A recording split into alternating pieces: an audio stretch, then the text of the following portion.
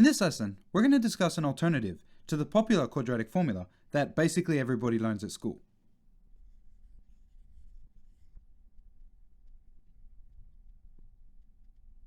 So I'd just like to start off by reminding you that we can factorize a quadratic into two factors.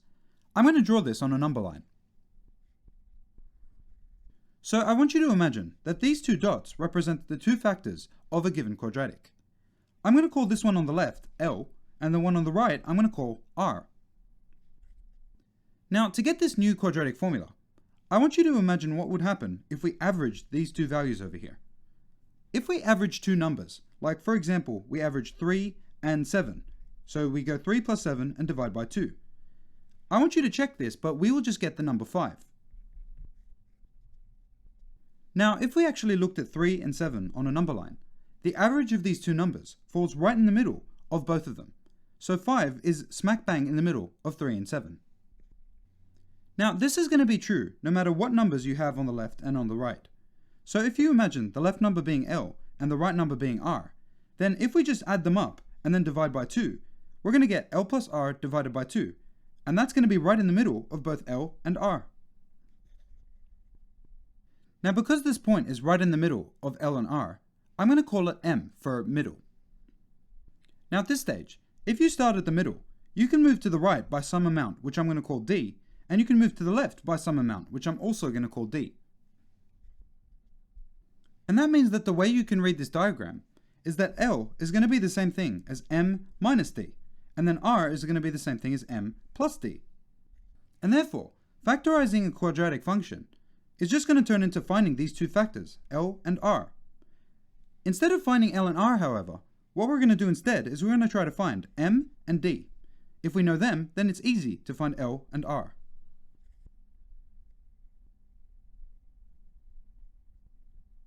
So the general idea is, we start off with a quadratic like ax squared plus bx plus c, and we want to factorize it in terms of L and R. Now if we do this, we have to write it in this following form. So the whole idea is, it should be possible to rewrite this in this form. Now there are a few questions that I need to answer about why I've written it like this, so let me start by addressing those first. For starters, we wanted L and R to be the factors of this equation over here. Now if you subbed in L for x, then you're going to get an L here and an L here. But if you subbed in an L on the left hand side, I want you to realize that L minus L is the same thing as 0, and therefore the whole left hand side will just go to 0. And this is the reason why I actually write it as x minus L and not x plus L. If you sub in L, then L minus L will just be 0. Now the other factor is x minus R, and this is for the same reason. If you subbed in R for x, then R minus R is also 0, and therefore the whole left hand side will just go to 0 again. Now the next question you might have is, why is there an A in the front? Now that is actually pretty easy to answer if I just go ahead and expand the left hand side, which we're going to have to do anyway, so let's do that.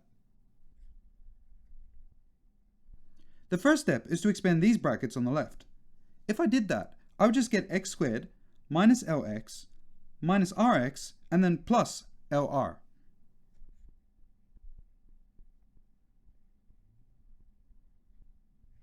Once we've expanded this out to get this, we can take out minus x as a common factor from both of these terms over here. So let's do that too. So once we've turned this into this, we can now just distribute this a to each of these terms, and that'll show you why I bothered to put it in front.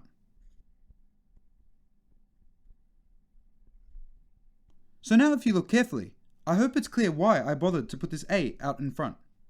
After doing all of this expansion, notice that the first term we have is ax squared. If the left is going to be the same as the right, you better hope that the first term on both sides is going to be ax squared. But if the first terms are the same, then it also follows that the second and the third terms need to be the same as well. And that means this term must be the same as bx, and this term over here must be the same thing as c.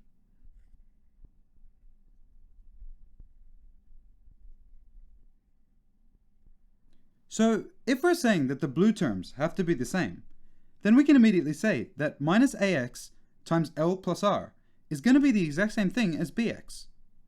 Now there's nothing really important about these x's over here. There's one on both sides, so we might as well get rid of them. Now, once we've done this, we can also go ahead and divide both sides by -a, and this will continue to be true. And now, this is actually where the magic happens. I want you to notice that this point right in the middle is going to be L plus R on 2. Now we know that L plus R is the same thing as negative B on A for this particular quadratic. And therefore, if we just divide this by 2, we're going to have M. But now, as we said, L plus R divided by 2 is the same thing as M. So we could just go ahead and replace it. So if we have the equation in this form over here, we can just sub into this equation over here, and this will directly tell us the point right in the middle of the other 2 points. So now that we have the point right in the middle, the next thing we want to do is to find out the distance we need to travel in either direction to get to the other 2 answers. It turns out that we can do that as well just by comparing these pink values over here.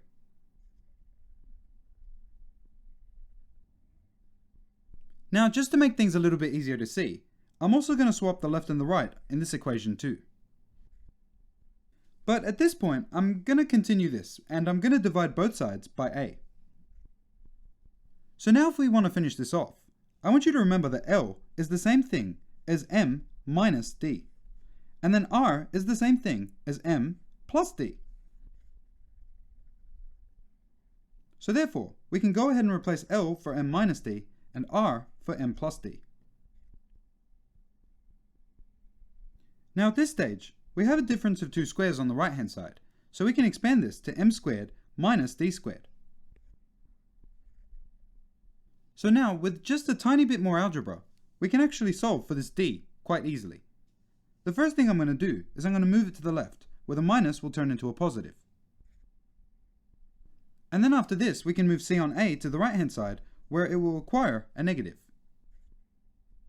And then finally, to get D on its own, we can just square root both sides, and that's going to cancel out the square with the square root. We won't bother with a plus minus though, because we already know that we're going to go right and left. Now, once you have this, you have everything you need to replace the quadratic formula. You can use this first formula to find the middle point, and then you can use D to figure out how far to go right and how far to go left to get to both of the answers for your factorization.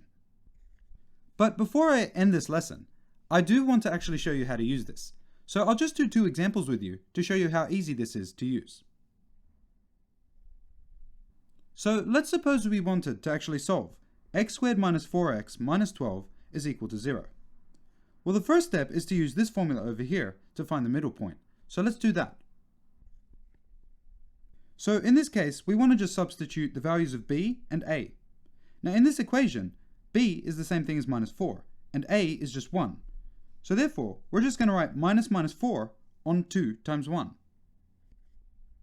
And of course, that just means that the middle point is equal to 2. Now that we know that the middle point is 2, we can use this formula over here to figure out how far we need to go right and left to get to the actual 2 factors of this equation. Now in this case, since m is equal to 2, then m squared is 4, and c on a, well, that's just going to be the same thing as minus 12 on 1 again. And then we can see that minus 12 on 1 is the same thing as plus 12. Now the square root of 4 plus 12 is the same thing as the square root of 16, and the square root of 16 is the same thing as 4, and that means d is equal to the number 4. And now, finding the 2 factors is actually really easy. You just start at 2 and then add 4, which will get you to 6, and then you start at 2 again and subtract 4, which will get you to minus 2. Now, whilst these are the actual solutions of this particular problem, let's suppose that you wanted to factorize this. If you want to do that, there's also a little trick I can teach you. If we just make the left-hand side equal to 0 by moving the 6 to the left, then this sort of reminds us of our factorizing trick, where we tried to rewrite this as a linear term. We can also do the same thing for this side, moving this minus 2 to the left-hand side as well. Now at this stage, if we just multiply the left and the right together, we'll end up with a factorized form of this original equation, which is actually a pretty cool trick. So therefore, this technique makes it really easy to actually find the solutions to any of these problems, or to even factorize any quadratic equation. and that's actually a pretty useful thing to know. But I suppose that this example that I gave you here is actually a pretty easy one. So how about we try a slightly more complicated example? So this time we just want to solve 6x squared minus 5x minus 4 equals 0. So to do this, let's just start with the exact same picture that we had before.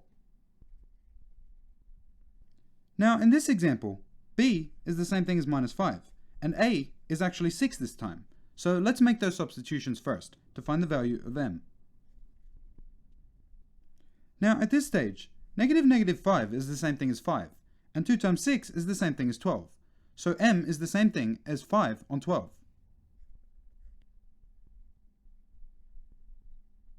Now we just want to find the values of d, and to do this, we know that m is 5 on 12, so we can make that substitution too. We know that c is minus 4, and we know a is just 6 again. Now of course you could try calculating this yourself, but what are calculators for? We might as well just use the calculator to figure out what the value of d is. So that means we're starting at 5 on 12, and then we're adding 11 on 12, and we're subtracting 11 on 12. Since we've already got the calculator out, how about we just use it to figure out what 5 plus 11 on 12 and 5 minus 11 on 12 is? I know that's a bit lazy, but hey, it's already out. And now at this stage we can see that our two answers are x equals 4 on 3 and x equals minus 1/2. So I guess we don't really need the calculator anymore. Now this turned out to be a nice number in this case, but that's because this original term is actually easy to factorize. You could have done it with the old techniques that we learnt as well. Now to show you that you could factorize this, let's actually go ahead and multiply this term by 2. So we move this 2 over to the other side. Now, after this, we can also move this 1 to the left-hand side as well, where the negative will turn into a positive. Now we can perform the same steps on this term over here. First we can move the 3 across, and then we can go ahead and subtract away the 4. Now again, it turns out that these two are actually going to be the factors of this original expression over here. The only thing I should say though, is that these should be in their simplest form if this is actually going to work. Otherwise the answers you're going to get are not going to be quite right. And therefore, if we multiply this and this together, we will obtain the factorized version of this expression that we started with. So therefore, by finding the values of m and d, we easily find the values of x that make this expression true, and we can also factorize the expression really easily from there. And that's all for the examples I wanted to show you. So let's just go ahead and summarize the lesson. So in this lesson, we showed you an alternative quadratic formula. And the whole idea of this quadratic formula is that you start by finding the middle point and then finding out how far you have to move to the right and to the left. It all starts by rewriting a quadratic expression in terms of the factors L and R, which is the left point and the right point. After expanding things out and doing a bit of algebra, we notice that this term is the same as this term, and also that this term is the same as this term. Because the blue terms were the same, we were able to find out that the midpoint, or this middle point over here, is just equal to negative b on 2a, where b and a appear in this quadratic expression.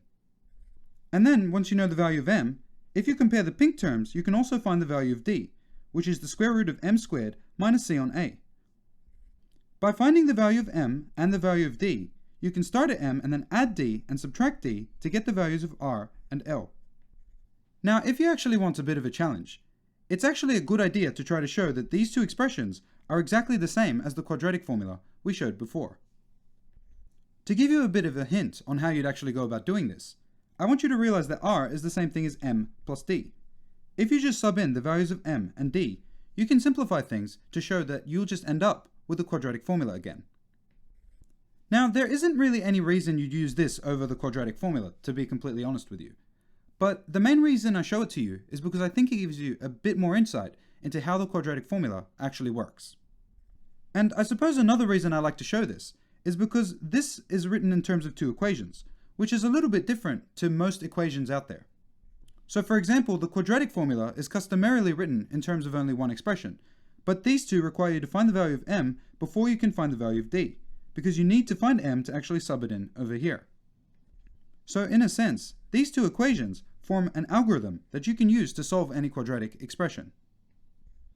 But as I said, you really don't need to use this equation if you don't want to. You can stick to the quadratic formula and everything should be dandy. But that just about completes everything I wanted to say about this alternative quadratic formula. If you liked it, feel free to use it. Just make sure that you're very clear when you do use it, because it isn't really as common as the quadratic formula. Thanks for watching another Trina video. If you want to say thanks, you gotta show your friends. Or maybe you should just visit us at trina.org, where you can track your progress and have access to questions and heaps of other awesome stuff. Or maybe you should just like and subscribe. That works too. But either way, I'll see you next time.